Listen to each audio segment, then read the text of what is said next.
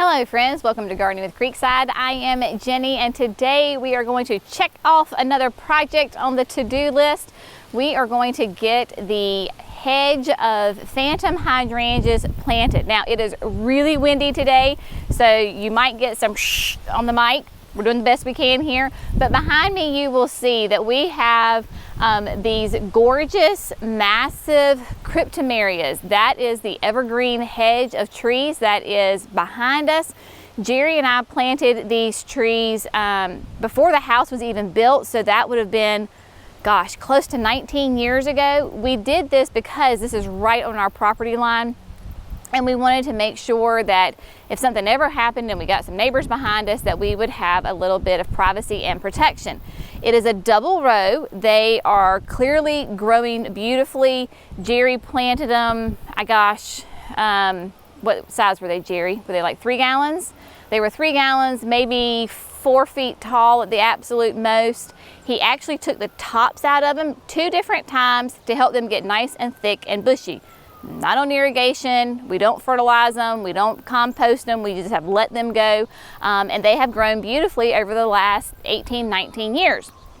We've talked about this before in that video where we were talking about all the different projects we want to do. So we have a ton of these phantom hydrangeas that we were growing, and honestly they just didn't sell. We've got a bunch of them, so we're not going to toss them, so we're going to incorporate them into the landscape. That's what you do when you own a nursery and you got a bunch of leftover stock. You plant it and you make the property look even more beautiful. So these are spaced 8 feet apart on center. It is a double row and we window pane them.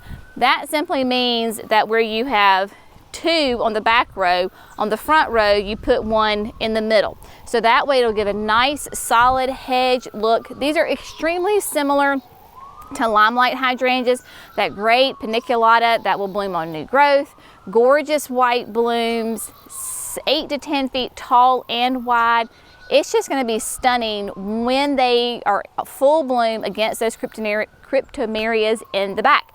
So what we have done is simply just place them out. We did them out 8 feet on center, like I said. Now what we're going to do is go back through with the machine. Jerry has the small bobcat with the auger on it. We have Heather helping us today, so if you see a different person in the video, that is our beloved Heather. And we're just going to go through, aug the holes first. We do it kind of mass production. We aug all the holes and then we'll biotone all the holes, then we plant them, all of that, and then we'll do that, and then we'll come back and chit chat about that, the next step after that.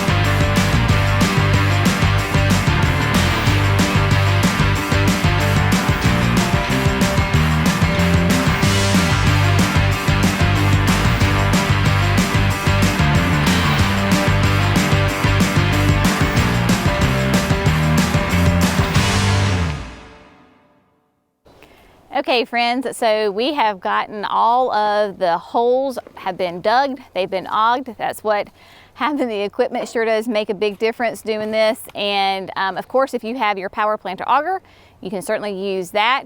And if you need a great workout, then a shovel does just as good. What we are doing now is, as Jerry and I were auging the holes, Heather was coming behind and biotoning each hole and then just plopping those phantom hydrangeas in the ground. Remember, this is, of course, you can tell, that beautiful North Carolina red clay soil. So we want to plant our hydrangeas just slightly above the soil line, not any deeper, and we're not going to put a bunch of the native soil back up on top of the root ball. We do that because we do not want the hydrangeas to drown in the winter, although in this spot I really don't think that would be a risk, because this is not going to be on irrigation. This is on a slope, and so it slopes really well. You can see Jerry was back there somewhere. There he is, inspecting everything. So yeah, and because this is not going to be on irrigation, we actually want this soil to, sorry, ladybugs.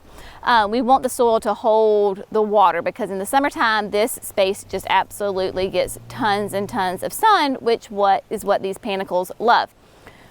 Once all the hydrangeas are in the ground, we're going to come back with land and seed, and we're going to compost top dress around each of the hydrangeas. That way they get nice, great food over the winter, as that nutrients and everything kind of leach down into the soil. And then we're going to come back and we're going to mulch this, I believe, as an entire bed rather than the individual hydrangeas. So what we're going to do is start getting some land and seed and top dressing each hydrangea.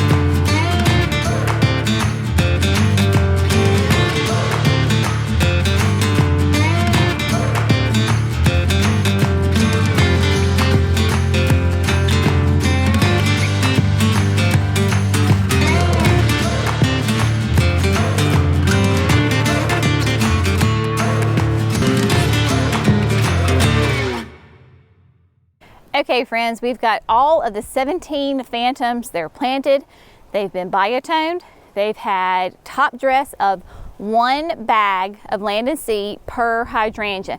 Now what we're going to do is, not only Jerry, we both got a new tool that is going to be fantastic, not only here at the house and the nursery and the projects that we do and maintaining, but also with landscape jobs that we do. So we got a new edger, and you're getting ready to see it here in action. So he's going to come along and edge the front of this bed.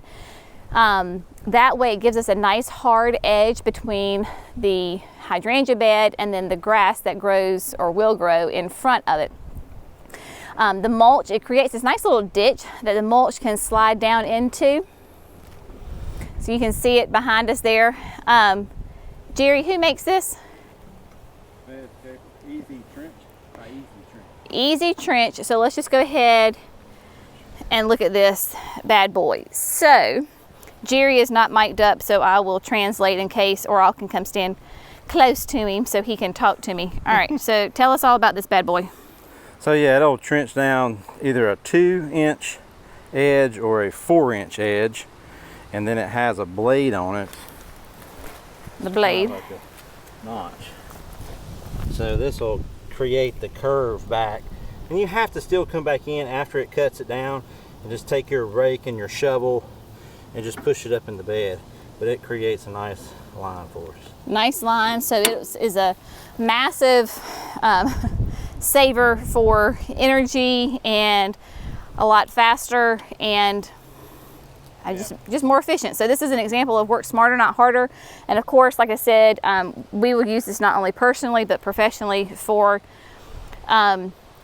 landscape jobs. So we're just gonna watch him go ahead and get to work on this. We were just talking, and because this is a long pass, right? And there's no reference of a bed here. We're making this bed out of just complete nothingness right now. We're gonna go ahead and get some spray paint and kind of edge out as far as mark per se on the ground where we want the edge to be. These phantoms are between 8 and 10 feet wide. I think we're going to go ahead and just come out for right now 4 feet away from the hydrangeas and put the edge as they grow, and if we need to extend the bed we can do that, but for right now, of course, the more you come out, that means the more mulch we have to lay down. So I think 4 feet will be just fine coming out from them. Also, let me tell you this, remember, mid-November here in North Carolina, this is a great time for us to still be planting. It is not too late because we have, our winters don't really, truly get started until, oh gosh, sometime in January. So we have got plenty of growing time, growing season left. These roots are going to take off. They're going to be so excited to get out of those nursery cans and into the ground. So we have plenty of time for the roots to grow and develop and get established before the cold hits. And even then, our ground does not freeze deep down. If anything, maybe like an inch, and that's it. You will notice though that the hydrangeas, they're a little sad looking right now. They're pretty naked. As we say here, they're naked. They're not naked, they're naked. Naked means that all of their leaves, as you can clearly see, are gone. Which actually works for us in our favor because that is less for the plant to support. It is less that the whole root system needs to support because there is not tons of foliage or flowers on there for it to support. So they're not dead. How do we know they're not dead? Because we can come right here, right? And you see this stem and you think, oh my gosh, it's dead. We do the bend test, right? If it doesn't snap, if it just bends, then it's fine. If it were dead, it would just go snap and it would break right off. So that's the way to tell if your hydrangeas are alive or not. Just give those twigs a little pull and see if they snap. And Jerry's out there kind of marking the edge of the bed.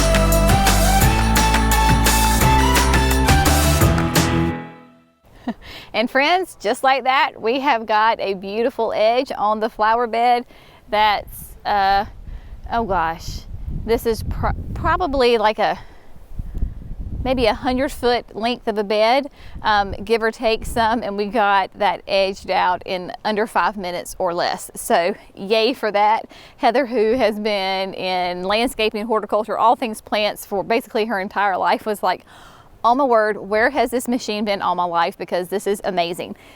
And it is, it's great. So all you do is you make the edge, and then as Heather is doing, she is just raking that excess soil back into the flower bed so it kind of gets rid of that hump. So you have your nice little ditch, and then we're gonna come back through with the mulch and give this a nice thick layer of mulch, and then we're done. Ah, love it.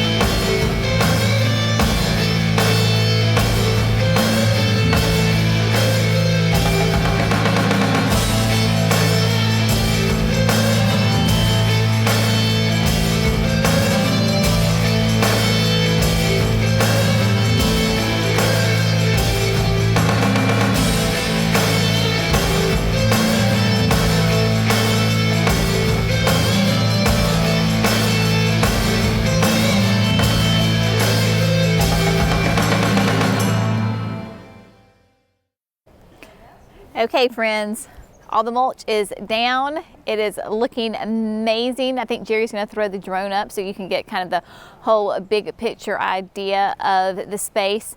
But yeah, all 17 of the phantoms are in, biotone, land and seed, bed is edged, and mulch is down. It's always fun to be the one to be able to drive the Bobcat back and forth, because in this instance for today, it's great because it's air conditioned, because it's nice and toasty today. So I do want to take you on just a really quick tour, just to kind of remind you just a little bit about what we're going to do with this space, in case you're like, what are you going to do with all this red mud? Well, dirt. So let me show you what we're talking about.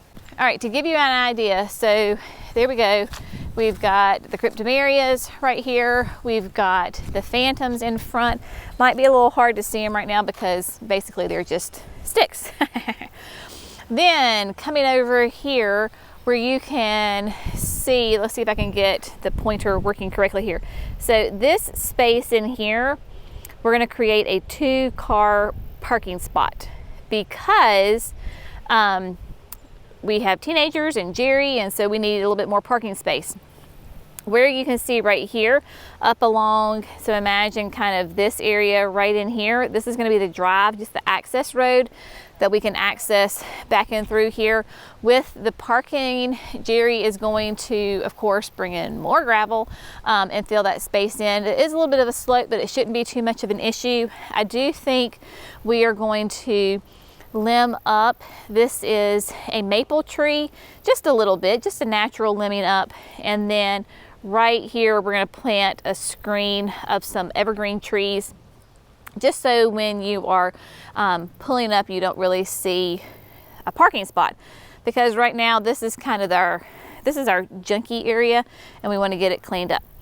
Now, talking about junky area, here we have our old chicken coop, which we're turning into a garden shed, and you can see that I have a lovely collection of all sorts of plants in here. Yes, we have gotten several very frosty mornings, so a lot of this is deciduous, and so they are starting to turn. So this is where we're going to put Jenny's shrub lot, get this cleaned up, lay mulch all down in through this area, all the way back up to where the pallets of the land and sea is, and that's going to be mulched, drip irrigation for my shrub lot. And then remember we talked about how Sweet Laura is going to be sending me some of her dahlias, and so we're going to create raised dahlia beds in this area through here. So this place is about to go under some major transformations, but for now, woo, bright sun. But right for now, this is a great start to the whole project, in the fact that we got those phantoms in the ground. So they're going to be much, much happier now that they are in the ground, as opposed to being in those nursery pots. So it depending on how much rain we get, we are considered right now actually in a moderate drought. Normally our falls are very, very wet, but we have not gotten the rain that we normally do. I did water those in the nursery cans really well before we planted them. That mulch obviously will retain a lot of water, but if we need to come back, we can hook up some hoses and get over there and get them well watered in if we don't get any rain in the next couple of days or so. But stay tuned, Jerry's gonna throw the drone up. Hopefully we'll still have some pretty fall colors, and so you can get the whole big picture. But as always, thanks so much for gardening with Creekside. Y'all have a fantastic day. We'll see you in the next video. Bye, friends.